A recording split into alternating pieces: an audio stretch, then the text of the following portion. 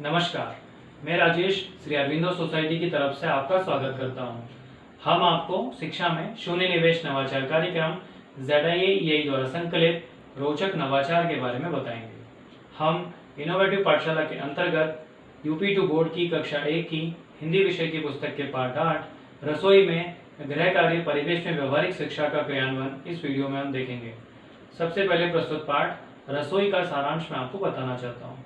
प्रस्तुत पाठ में रसोई घर में उपयोग होने वाली वस्तुओं, उनकी उपयोगिता तथा हिंदी में मात्राओं वाले शब्दों के बारे में जानकारी तथा गिनती से संबंधित जानकारी को छात्र दोहरा सकते हैं।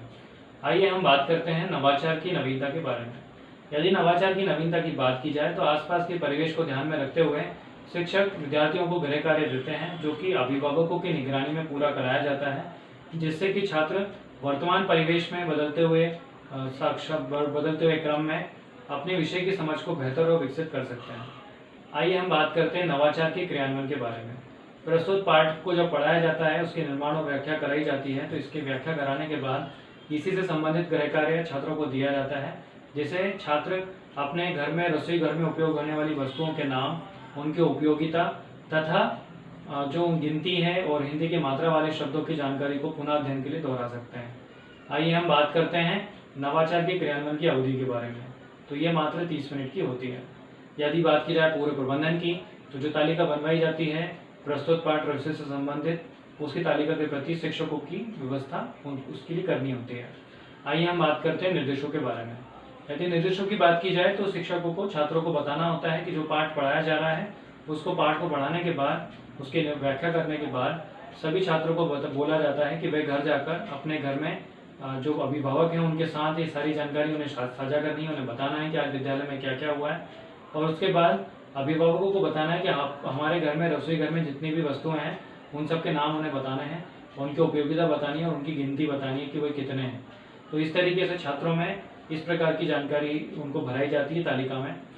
जो तालिका भरने के लिए अभिभावकों के लिए भी निर्देश यहाँ पर है। जो जानकारी भरी जा रही है उनकी निगरानी में भरवाया जाना आवश्यक है। यदि छात्र कुछ गलती करते हैं तो उसे सही भी कराते हैं, अभिभावक अपनी निगरानी में उसे सही कराते हैं। जो वर्णित जानकारियाँ होती हैं, छात्र उसे लेकर विद्यालय तक आते हैं और शिक्षकों को बताते हैं।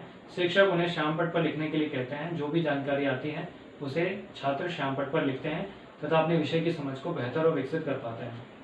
इस तरीके से नवाचार विद्यालय में क्रियान्वित किया जाता है, जिससे कि जो कॉन्सेप्ट है रसोई से संबंधित उसे छात्र समझ पाते हैं और अपने विषय की समझ को बेहतर कर पाते हैं। आइए हम बात करते हैं नवाचार की क्रियान्वयन से प्राप्त होने वाले प्रतिफल के बारे में।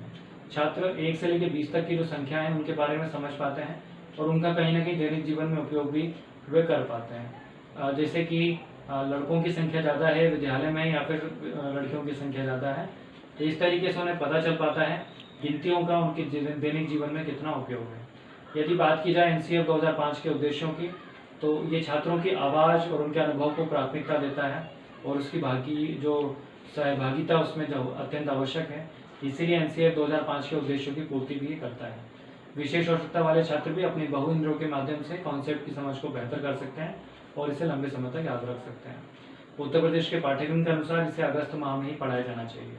प्रस्तुत पाठ रसोई में आज हमने गृह कार्य परिवेश में व्यवहारिक शिक्षा का क्रियान्वयन हमने इस वीडियो में हमने देखा।